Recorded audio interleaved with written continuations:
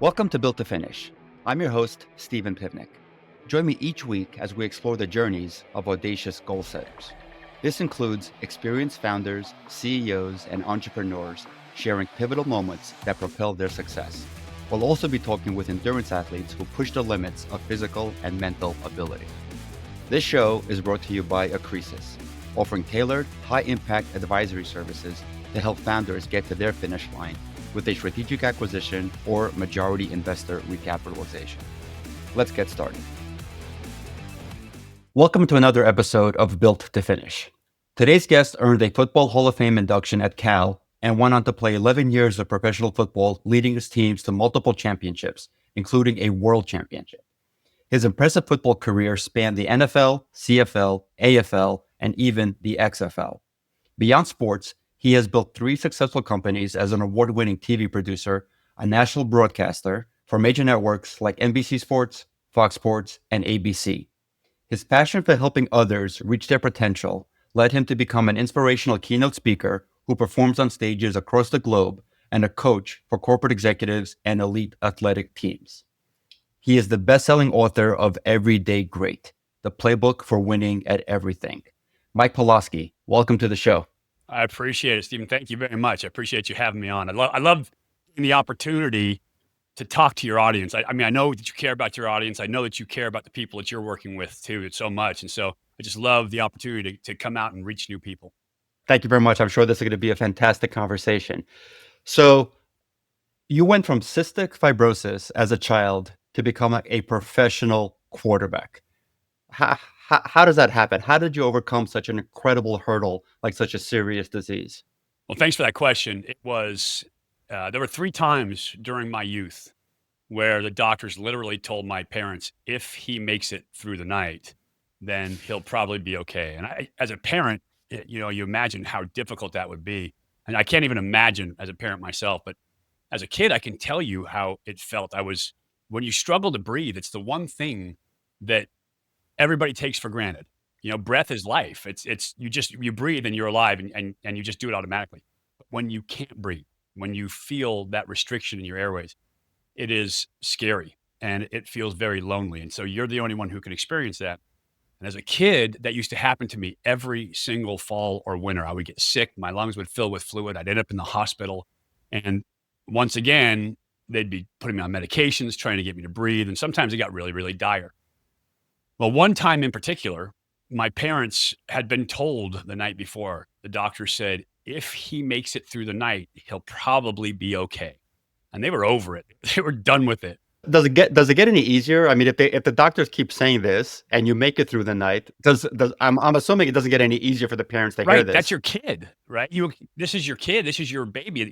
We are so connected as human beings. And then to your child, it's insane. But the doctor, they asked him, what can we do to help him breathe? What can we do? And the doctor literally said, you might consider putting him in sports because that could strengthen his lungs. And so now my dad grew up playing sports. And my mom, although she grew up in post-war Germany, she actually played soccer too. And so she and he both decided if a little was good, then a lot was going to be great.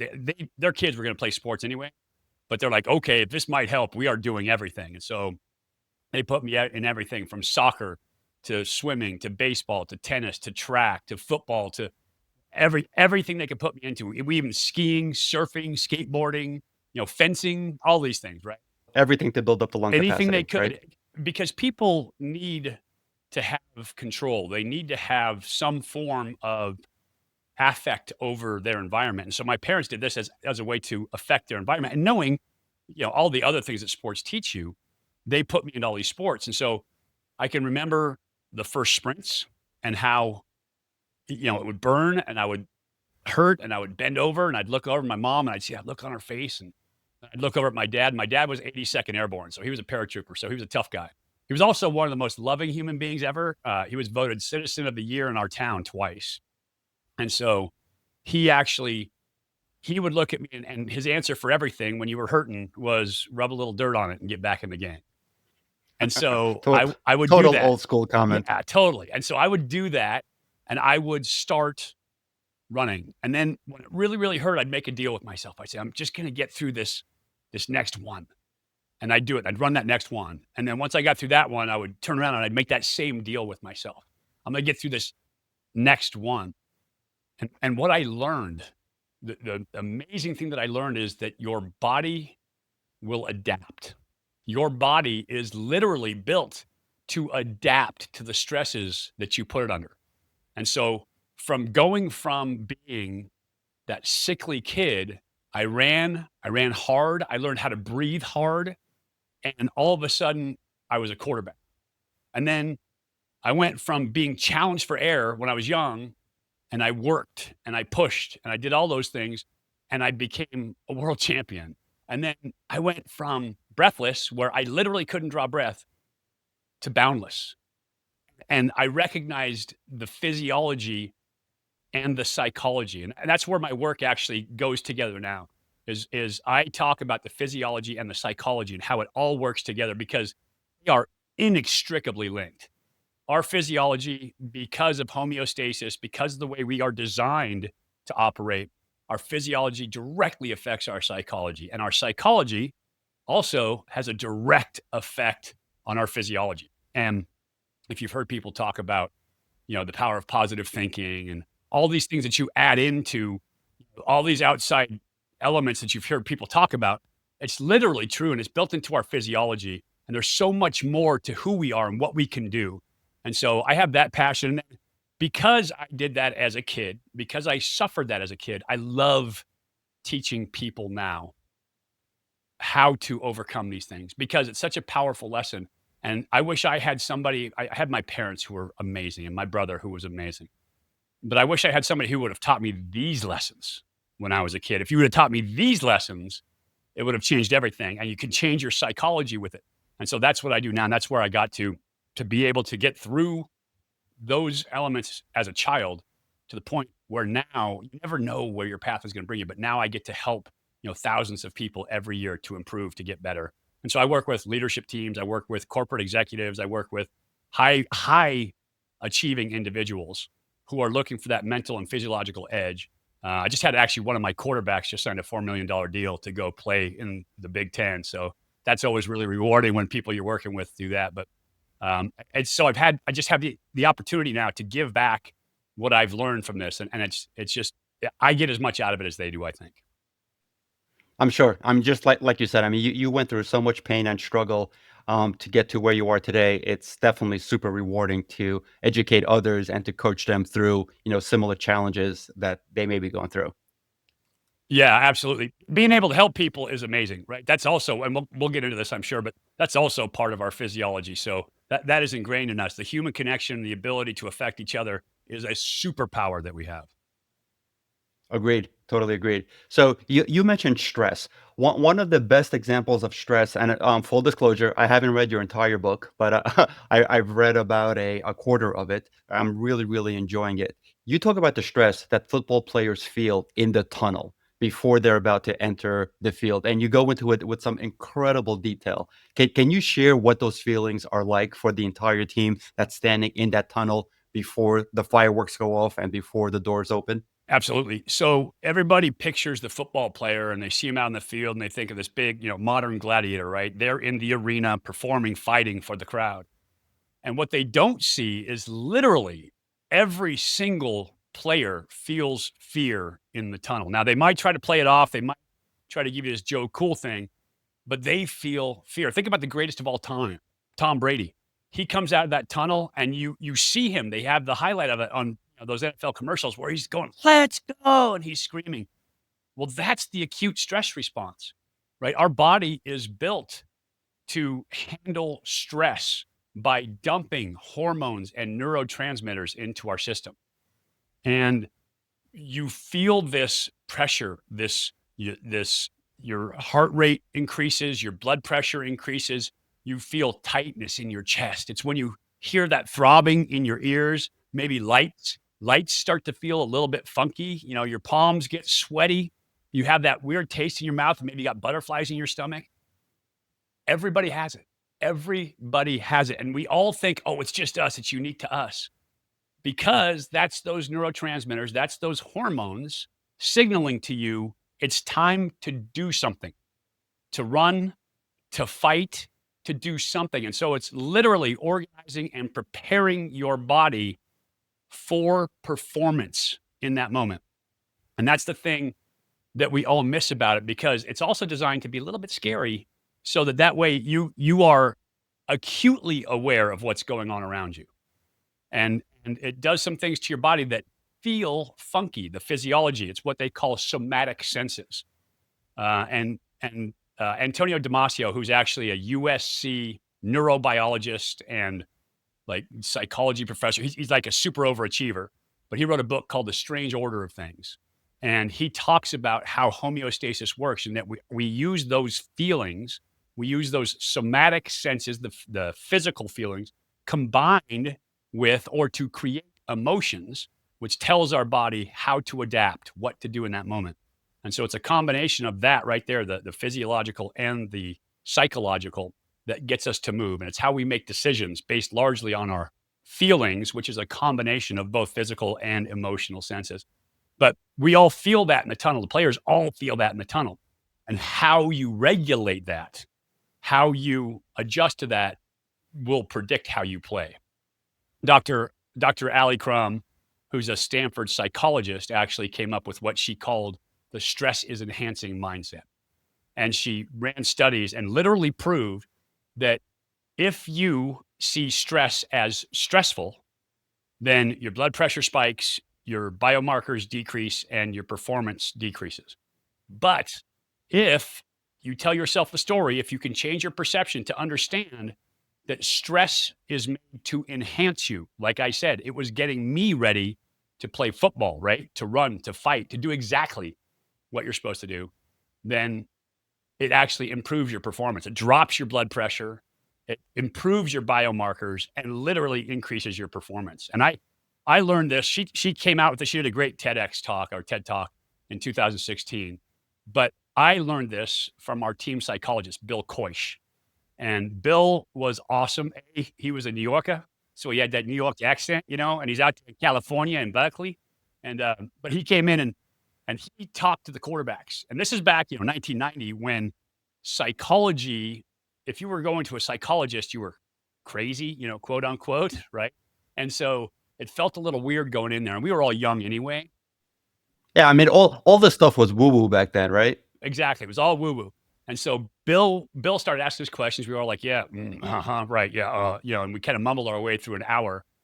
And at the end, Bill asked us, he said, is there anything, any questions you have for me? And I'm like, yeah, I got a question for you. I yawn before every game, every scrimmage, like every big event. I yawn, and I hate it. It makes me feel soft. It makes me feel like I'm not prepared. I hate it. How do I stop doing that? And I figured, it's a medical question, but what the hell? Let's throw something at him, right? Let's not waste an hour. And Bill looked at me and he goes, "Oh yeah, that's your fight or flight." I'm like, my what? And he goes, "You fight or flight. Like, if you're getting charged by a grizzly, or if you're getting charged by a T-Rex, your body's getting ready to run or to fight." I'm like, huh. And he started listing those symptoms, right? You get the pounding in your ears, your eyes change, you get that taste in your mouth, your stomach, you feel your hands sweaty. He's like, that's all those hormones, kicking into your system. It's getting you ready to do exactly what you're about to do. Go play football. And I was like, oh my, wait, what? Like that? It's getting me ready to do this? He's like, yeah, it increases, it makes you better. It makes you ready to do it. I was like, holy shit. How did I? And the whole time, that little voice, that's telling you to be scared, that's telling you you're not enough, you're not good enough, right? You're not strong enough. That little voice, that's your stress response. That's those hormones making you move. And all of a sudden I went, oh my gosh. A light bulb went off. That all makes sense now. And it changed everything. It changed everything for me. From that moment on, I understood that perception on top, I was already super keyed in to the physiological side. I was super keyed into the medical side because of my history with pneumonia, with cystic fibrosis. Like, I was really dialed into medicine. But now that I understood how perception changed everything, it blew my mind. And so from that moment on, I realized the stories that you tell yourself predict your outcomes. If you tell yourself, this sucks, I don't want to do it, it's horrible, I'm going to fail, then you're likely going to fail. But if you're telling yourself that I can handle it, this is my body being ready for it, I've got this, I'll figure it out, then you're going to figure it out. Your body's going to adapt. That's what it's built to do. It's amazing. It's so powerful. And that is like, it's a life-changing concept. I read all about it in the book. I call it my high achievers protocol. And I did it because I was trying to make it spell happy, but I'm Polish, so I got as close as I could get. It's HAPPE. What you need these elements. You need hustle, right? Hard work. And so no matter what you do, nobody ever got to the finish line without working hard. You know this as an endurance athlete, right? You know this as a guy who climbs mountains. If you don't work hard, you ain't getting there. Period. I call it the grind. You've got to go through the grind. There's no substitute for hard work. Okay. Adaptation. If you hustle against resistance, right? If you lift weights, you're going to build muscle. It's called hypertrophy. There's a scientific name for it. If you study, if you research, if you grind in the library, you're going to learn. It's called neuroplasticity. Our brain creates new neural pathways, right? If you fight the fear, if you put your will up against it, then you're going to develop courage. You adapt. That's what happened. And so hustle, adaptation, and persistence. You have to tell your body why it's doing it. And you have to show it over and over again what you need to adapt to.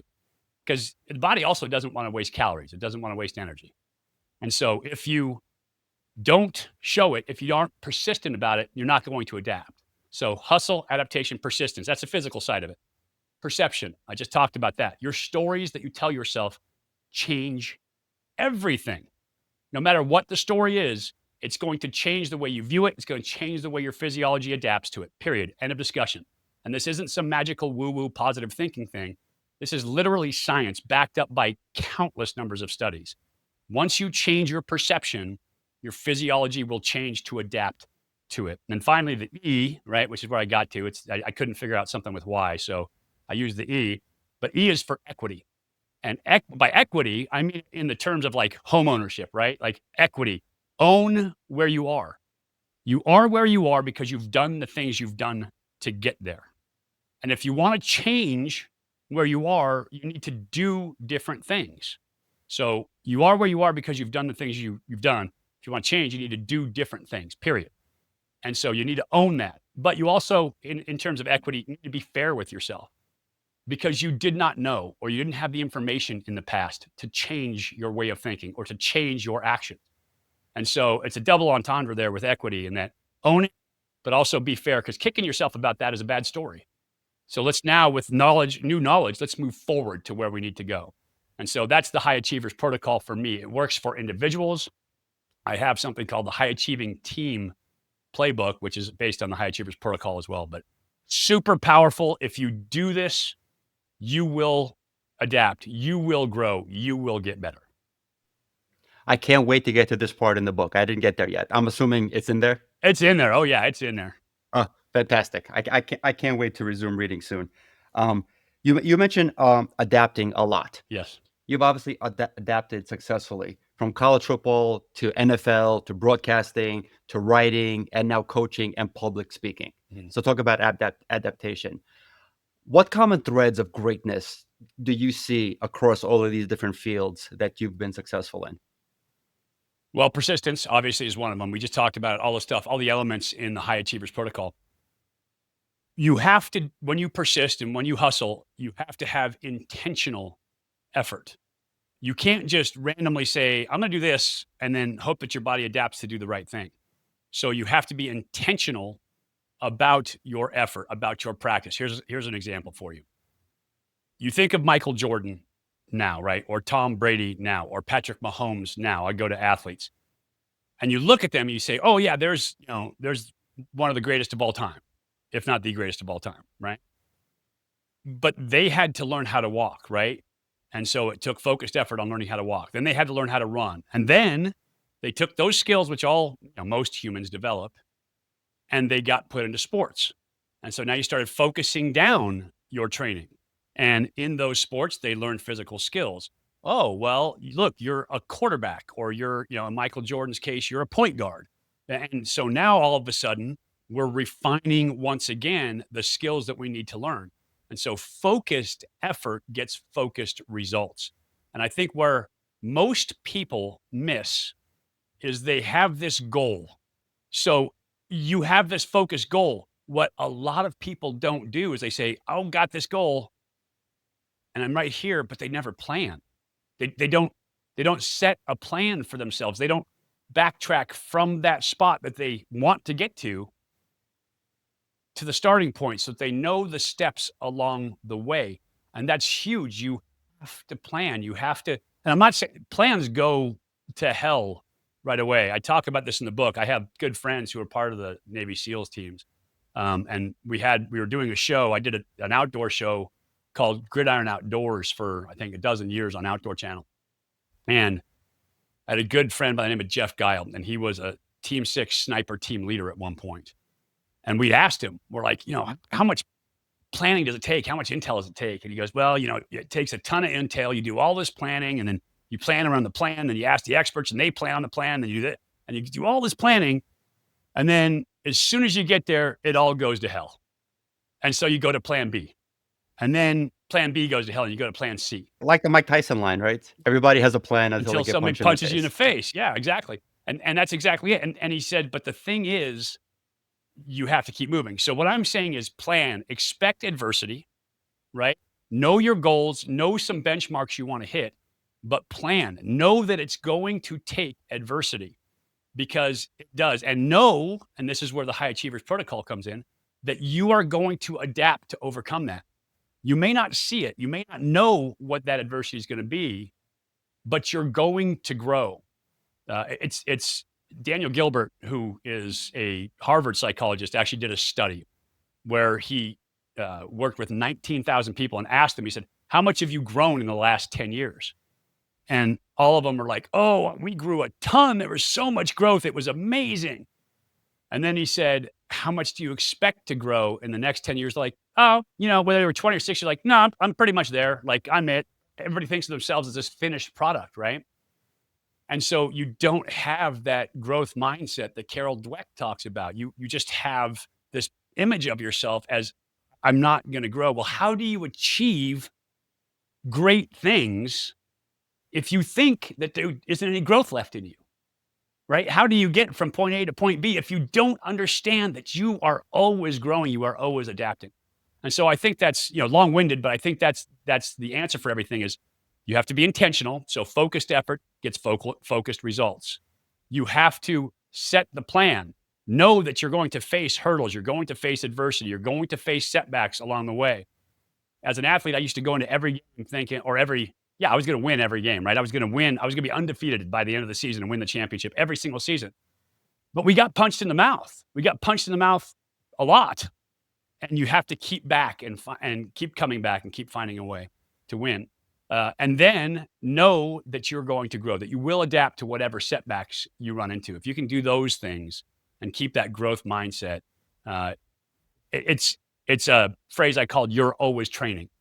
When you are working at whatever you're working at, your body's adapting to it. So if I am pushing through barriers, if I am working hard, in your case, as an endurance athlete, when you are running long distances, your body's adapting to be able to run long distances, right? But if you were to sit around on the couch and eat ice cream and drink beer, which sounds disgusting, but if you were to do that, right, then your body would adapt. I like those both separately. Yes, but your body would adapt to that as well, right? It would adapt, and you'd put on weight. You would lose the muscle tone. You'd lose your endurance. You'd lose the ability to, the cardiovascular and all of that, because your body's training for that as well. But if you don't train it, if you sit around and if you don't do the reps, if you don't do what you have to do to make your body adapt and improve, then that's what you're training for as well. And so if you can take one thing away, know that you are always training, that you are always teaching your body how you want it to adapt and how you want it to perform. And so tell it the story that makes it perform at its peak to do, ideally, focused what you want to do. That is great advice right there. One of the best comments I've heard recently, or thoughts on this topic, was, I think it was Tony Robbins, but it could be wrong. He said, we grossly overestimate what we can accomplish in 1 year and grossly underestimate what we can in 10 years. So that came out of a book, and I forget who it was that wrote the book. It was not Tony Robbins, but It everybody was uses not that okay. quote. But it's the absolute truth. We all grossly overestimate what we can accomplish in a year because our vision down the road, is just it's not that far. Gilbert talked about that with the end of history illusion, and so it's hard for us to imagine that. But if you put together consistent effort over time, it's amazing what you can do. You can move mountains. It's just you can't do it all at once. Our expectations are high because we're trying to prime our nervous system for it. But our actuality is it takes a lot of work over a long period of time. 100%. So all of this work obviously requires a ton of discipline and a lot of consistency, yet many people just can't muster up that discipline and they continuously have roadblocks. What advice would you give folks that are continuously, hitting these walls and just aren't unable to muster up the discipline and necessary to accomplish everything you just said? I'll take you back to when I was a kid, when I was trying to run. It hurt a lot and it was scary, but I made a deal with myself to just do this one thing. And so when you are trying to develop discipline, if you are looking at everything that you want to accomplish at once, if you are looking at the whole enchilada, then it becomes very overwhelming. Our brains can't wrap around it. Remember, end of history illusion again, we don't think we're growing. So you break it off small pieces at a time. And you say, today I'm going to do this piece and I'm going to do this consistently until I'm doing it consistently without feeling the Mhm. pressure of it. Now my body's adapted. Then I add the next thing, right? And you start adding habits and you're creating habits. Once they're habits, it's not discipline. It's just what you do. It's part of your identity.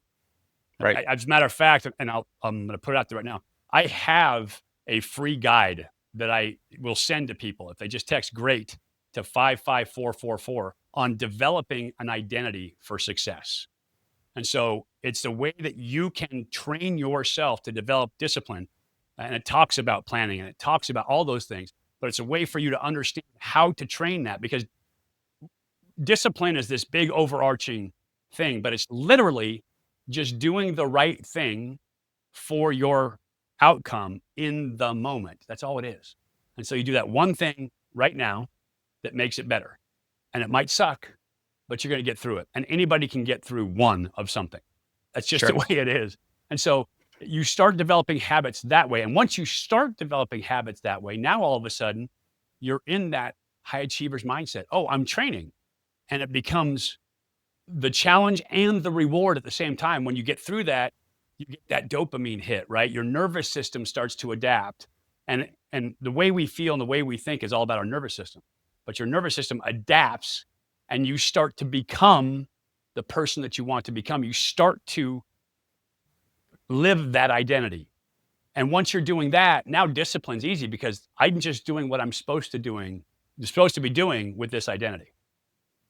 I love that comment. You can do one of anything, right? When I'm in a race, when during the running portion of a triathlon or whether it's an ultra marathon, no matter what mile that doubt and pain and I can't do this anymore sets in, I use that religiously. I just say 1 more mile. Anybody, I'm like, Steven, you've run 1 mile a million times. You can run 1 more mile. And if you just when I muscle through that 1 mile, then after that, when that feeling goes away, then I'm not going to say it's smooth sailing until the end, but it's smooth sailing until the next breakdown.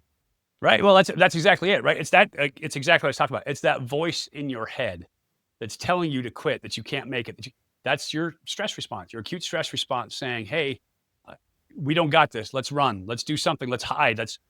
And if you just say, we're going to get through it, and you take that first step, all of a sudden it backs down because it realizes, oh, wait, we can get through this. And if you make a committed decision, by the way, that's another one of the guides that people will get, how to make what I call a Rubicon decision. You'll read about that, chapter 9 in the book. But it's how to make a firm decision. Once you make a firm decision that you are going to do something, that you commit to it, right? They call it burning the boats. Caesar did it by crossing the Rubicon to go back into Rome at the head of his army. Once you make that decision, now your nervous system starts to organize around that decision to create an efficiency for your body to do what you're about to do. Think about it.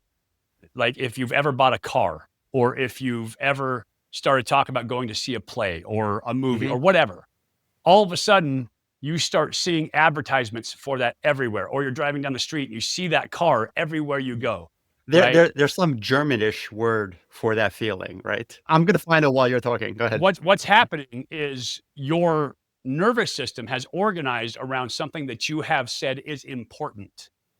And so you have these brain structures called basal ganglia. And what it does is it filters out all of the inputs that you get from the environment. And there are so many inputs. And you may not know it, but your nervous system is literally monitoring everything, everywhere, all the time. Smells, tastes, sights, sounds, feelings. It monitors all of it. But it can only pass through a small amount of that to your brain to process. And once you've made a decision, I'm going to buy this car, you start seeing that car everywhere.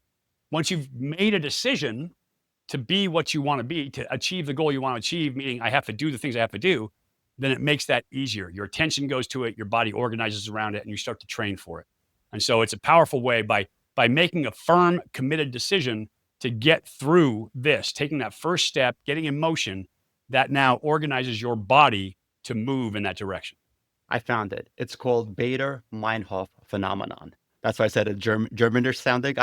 Whenever I bring this up with my kids, I call it the Farfignugan, but it's the Bader-Meinhof phenomenon. You know what? Exactly. Once we used to do this with cars all the time. Once we set our mind on a specific make of car to get next, because I would only lease cars when the kids were growing up, and as soon as I put into my mind that hey, I'm going to get XYZ make next time, we saw that make everywhere. Yeah, that's exactly it. Your mind now starts to filter out the things that are important to you. So if you set your identity to be the person who climbs Everest, or to be the person who finishes an ultra marathon, or in my case, to be the person who wins a world championship, then that's what your body starts to organize around. And that makes your training rewarding, because now you know that this is what I'm going for. So now your body starts releasing those neurotransmitters to do what you've set your identity to do. It's the most powerful way to change habits. Create the identity of the person you want to become, and then you develop the habits that person has to have. And once you do that, it makes it way more efficient. Now, I'm not going to lie to you and tell you it doesn't suck at times. It still sucks. There's a lot of stuff. I love playing football, and people look at that, they're like, oh, I wish I'd played professional football. There's a lot of it that sucks. I'm going to tell you, there's a lot of pain to it, right? I have 4 replacement discs in my neck. But I set my identity that that's the guy I wanted to be. And even when I wasn't good enough, even when I had to learn, I wasn't a very good quarterback coming out of high school. I could throw some, I could run some, but I played in what's called a wing tee offense, which was invented about the same time that man discovered fire. Like it was super ancient, right? And so I wasn't really prepared for a sophisticated college passing offense. And the West Coast was the big rage when I was coming into college. And so I had to learn how to be a sophisticated quarterback. Luckily, I had great mentors. I had Troy Taylor, who's now the head coach at Stanford, as the quarterback ahead of me, and he was incredible. I had Terry Shea for my first 3 years there, who was like a father figure to me as a quarterback coach. And then Steve Mariucci, who would go on to become the head coach of the San Francisco 49ers and the Detroit Lions, became my quarterback coach. And he's actually the one that recruited me out of high school. And so I had some really good mentors that helped teach me along the way and helped guide me along the way. I grew, I became what I needed to become because I set my identity that that's what I was going to become. And then when I got to the NFL, whole thing all over again. I got there and realized I wasn't ready to play at that level yet either. And so I get cut in the NFL. I end up playing in the Canadian League. And then I got to the Arena League. And I said, I finally, over those 3 years, developed the skills to be a high quality quarterback. And so same league, Kurt Warner and I played against each other a bunch. And I went on to become the highest rated passer in the history of the league. Our team was voted the greatest team in the history of arena football. I had set my identity that that's what we were going to be. And that gets to the co-regulation thing that we were talking about earlier about team. But once you set your identity, and again, people at home can get that identity sheet, how to set your identity, become the person you want to become. Just text GREAT to 55444. And I will give that to you absolutely free. Want you to have it. It's one of the most powerful things you can do in your life. Now, we'll definitely put that in the show notes. So, to receive such incredible accolades as for all of your passing performances, you must have been in some incredibly high pressure situations. I, also in your outdoor TV show, you were also in some incredible, high pressure situations. Whi- Which one is at the top of the list? And can you share how? I'm sure most people, when they go through something extreme, it's the world kind of slows down for them, and they can recite it like second by second. I don't know which one you're going to pick, so I'm just going to tee this up, and I'll let you talk about the most high pressure situation you can recall. Boy, so tough one. So when the world's slowing down, by the way, that's a concept that's called dissociation. That's when your brain starts to freeze and you take things in, and it's meant to keep you safe in the moment. It actually does some really interesting things physiologically, which we don't have time to get into, but I talk about it in the book. But uh, anytime that you are under the gun behind the center and big dudes are coming to try to hurt you, right? It's stressful. When you're doing that to go play an arena bowl, it's stressful. When you're going for the world championship and the game is on the line with a single play, that's stressful. All of that said, maybe the scariest thing ever in my life after being a sick kid is when I was producing my outdoor show, Gridiron Outdoors. I was actually doing a documentary on the Pebble Mine up in Alaska. They're putting a copper mine in Alaska, and it's just a horribly bad idea because we've never had a giant copper mine that hasn't become a Superfund site, meaning it just becomes toxic because you're unearthing sulfuric acid. You're unearthing sulfur, which then, once it hits water and air, becomes sulfuric acid. And copper, if you get it in the water system around salmon at as little as 4 parts per million, they don't know how to get home. So it's just a bad idea to do it in such an incredible place as Alaska. And we were up there filming on a creek called Moraine Creek, which initially, back in the day, used to have the name Bear Creek, which, a lot of guides call a creek Bear Creek to try to keep other guides and lodges away from it. But in this case, it was actually very, very fitting in that this place was loaded with bears, which is why we went there, because we were trying to film for the documentary about the effects that this would have on wildlife. And so I was filming grizzlies, and I kept bumping into these. I talk about this in the book, chapter 3. I kept bumping into these younger cubs. They were probably 2 years old. They were big. They were full, like almost full-size grizz. They just hadn't quite filled out all the extra fat that they get yet. So they were big ass bears, I'll tell you that. But I kept bumping them. They would go around me, and then we'd get into another scenario and get locked, and then they'd go around me again. But the male started looking pissed. Like he was not happy with me. You're in his neck of the woods. Oh yeah, and I keep getting in his way from where he wants to go, and he's young, right? Young male. If you're a young male, you know what it's like. You kind of bow up, and you're like, I am doing this, right? So he was getting some of that. Well, we moved on from that spot. I had this encounter right before I went back to the boats where I was like, oh man, that was brutal. We were head to head with the bears, and they ended up deciding to go around me, which was great. I got back to the boats. I'm like, good, we're over with bear encounters. Good for the day. So we stopped to have lunch, and we're sitting there having lunch. We spent about an hour, and we're about like maybe a mile downstream from the initial spot. And all of a sudden, we look up, and the same bears from up above, mama and the 2 cubs, were now coming down the hill behind us.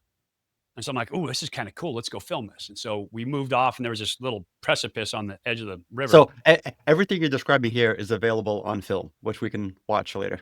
I could get you all kinds of film. Yeah, but the bear encounter itself, I have on film. Yes. All right, we'll put that in the show notes. But go ahead. So I walk down, and I'm filming from this precipice, right? That's sticking out over. It's like 20 feet up off the river, and it's a perfect filming platform. Like you couldn't ask for a better shot. It's like right out of Hollywood. And I'm watching these things swim and fish and catch salmon, and I'm like, that's award-winning stuff right there. It's awesome, right? So it's celebrating. And then my guide and my camera guy, Bill, kind of, they get bored, and they kind of lose presence of what's going on around us, that we're still in the wild, and these are still wild grizzly bears. And Bill, my camera guy, who asks the guide, and he says, what sound does a bear make, when it's pissed? And the guide looks at him, he goes, they make this chuffing sound, and they chomp their teeth. It's like, and he does this right as this young boar is getting out of the river on our side, maybe 40 yards up the bank. And the wind's going right at him. And this bear hears it. Uh-oh. And he having it. And you could literally see him. And I'm watching him because I was still filming. I watch him come out and I see him hear it and turn his face to us and just start hauling down the bank. I look at him and Bill actually repeats this sound. And this dude is coming, right? He is on DEFCON 2. He is on a roll. And I look at him like, hey, knock it off. He just got out of the water and he's coming. And they both look up and they see it. And you see that recognition in their eyes. And here comes this bear. And it's like, holy shit, he's coming like right at us. And he comes running down. He gets like 15, 20 yards away from us. And he stops. And so there's an old saying in Alaska. It's be the bigger bear, right? Most grizz aren't trying to eat human beings. If they are, then that's a bad grizz that needs to be put down. They're trying to eat salmon, but they will challenge and they will bluff and they will get defensive. And so if you're the bigger bear, oftentimes they'll back down, no harm, no foul. And it's really easy to say that when you're standing in the lodge. It's a whole lot harder to do that when you're out there with the bear. But me and the guide both look at him. We're like, go on, bear, get. And we throw our hands up. We're trying to get to be the bigger bear. We're like, oh, we'll handle this. We're big outdoorsmen, you know? And so the bear isn't having it either. And he kind of growls at us and lowers his shoulders. I'm like, ooh. We try it again. We're like, go on, bear. And bear is not having it. And he stands up on his hindquarters. And he is up on his back 2 feet. And he looks like he's about 15 feet tall. He looks huge. He's dripping wet. And it's just scary as hell, right? So I'm literally about to pee my waders.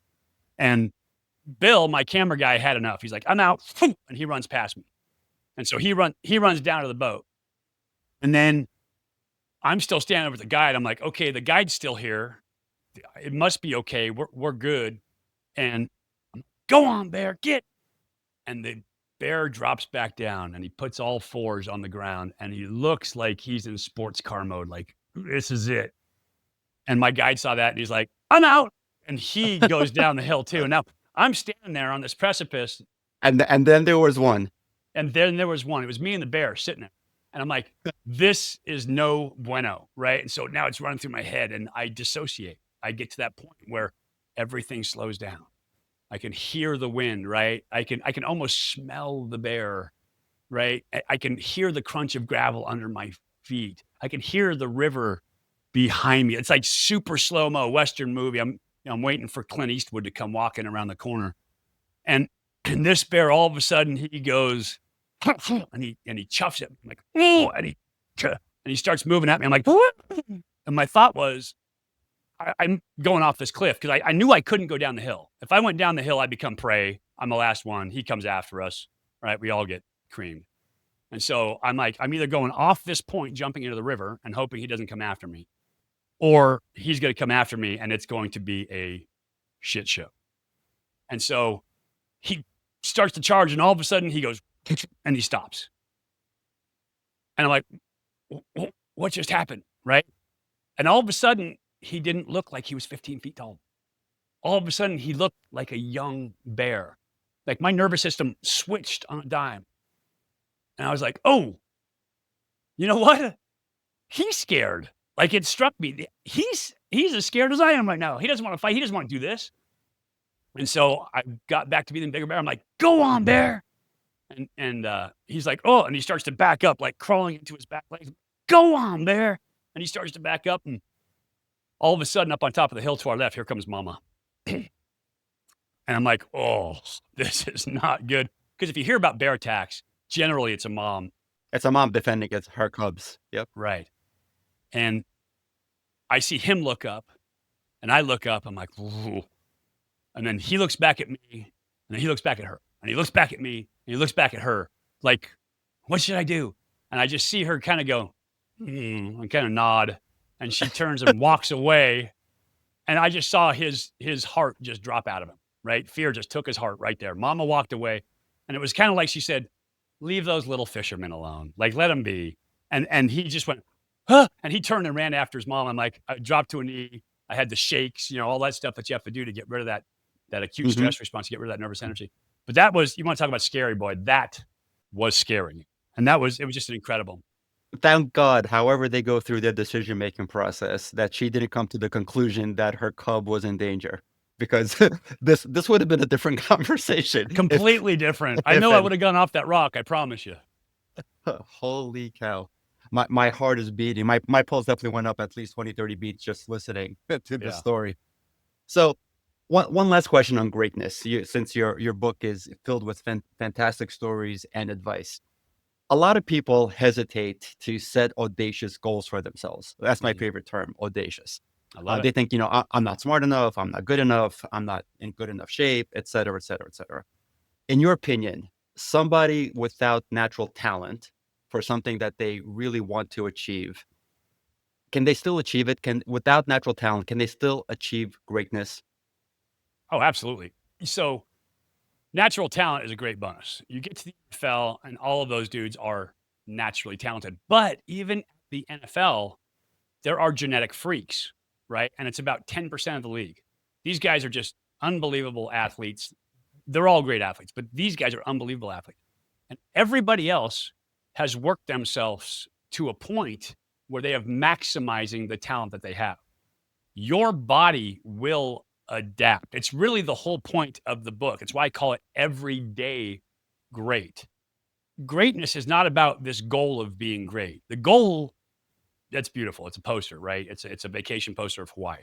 That's what it is. And you keep it there because you get a little dopamine hit from it. But oftentimes we get caught up in saying, I'm going to do this, but we never do the work. Hmm. Greatness comes from maximizing your talent, optimizing your nervous system. Accomplishment takes audacity. You have to be audacious about what you do. And so understand that you are going to grow. Know that you are always training and that you can train yourself to develop talent. Your skills are going to improve. We oftentimes, I coach quarterbacks all the time, and I'll teach them where to plant their foot. And they'll put their foot down and it feels funky and it's not in their rhythm yet. And they'll miss the throw or it'll be bad. And then we do it again and we do it again. About the fourth or fifth time, it starts to feel okay. About the 10th time, it starts to become part of what they do. 3 weeks later, it's just natural. If they tried to go back to the old way, it would feel uncomfortable. Their body created new neural pathways to accommodate that movement. And so if you train it, you will develop the skills. Now, will you run faster than Usain Bolt? Probably not. No. Will you be a better basketball player than Michael Jordan or Kobe Bryant or LeBron James? Probably not. But you can perform at a really, really, really high level. You can be the best version of you that could possibly exist. And that's what it means to be an everyday great. I am training with intentional effort. I am focused, so I get focused results. I am persisting at everything that I do, and I am adapting to become the person I want to become, right? It just kind of ties it all together. And I have to understand that my nervous system, that little voice in my head, when it talks to me and tells me I'm not good enough, I'm not fast enough, I'm not strong enough, I'm just not enough, is saying what we're doing matters. And I'm giving you the hormones, the neurotransmitters, the chemicals to perform at your peak in this moment. If you can do that, you can train with intention to become exactly who you want to become, and you can reach those goals. So yes, even if you don't feel like you're that talented, you will develop the skills that when somebody looks at you as a finished product, they'll be like, oh, I wish I could be like that. But you grow that, you train it, you become that person. And that's the amazing part about how our physiology and our psychology interact. It's really powerful. Mic drop. What a fantastic ending. For anybody that is having second thoughts about setting an audacious goal, read Mike's book and practice everything that's in it, and you too can be great. Mike, thank you so much for being on the show. You've offered so much incredibly, actionable advice and great stories. I'm sure everybody will find this really, really beneficial. Thank you so much. Absolutely. Fantastic. I appreciate you having me on. I appreciate you letting me share it with the audience. And you've heard a couple of the stories from the book here. There's a couple of stories in every chapter of this book that Yes, there are. that are I love telling stories. Stories are how we modulate and how we create our feelings, right? And so it's how we encode lessons for our brain. But there's a bunch of great stories in the book. I appreciate you having me on, Stephen. It's really been a pleasure. No, pleasure is mine as well. What is the best way for people to contact you? Just text GREAT to 55444. Do that. You will get the worksheet on how to develop your identity, absolutely free, no cost to you. I will get you a workshop on how to make a Rubicon decision, absolutely free, no cost to you. And I will give you a workshop on how to develop mental toughness. I call it my pregame checklist for mental toughness. And so text GREAT to 55444. I will give you all of that stuff for free. Plus, I send out emails with daily thoughts, daily concepts that you should work into your life. Because when we are thinking properly, when we are, remember, focusing on those things, it creates a confluence in our nervous system and it puts us on the path to reaching our goals. We have so much more to discuss. I would love to have you back so that we can do part 2 of this, because I want to finish your book. B, I want to have you back to talk about the rest of the book that I finished, because I'm sure you've already offered some great advice. I'm sure you have a ton more. I'm going to be the first to text GREAT 55444. I thought I was good at setting and executing against audacious goals, but everybody can be a little bit better. So I'm hoping to get better by getting this download from you. Again, thank you very much for being on the show. Thank you, everybody, for listening to another episode of Built to Finish. If you found this helpful, please do like and subscribe.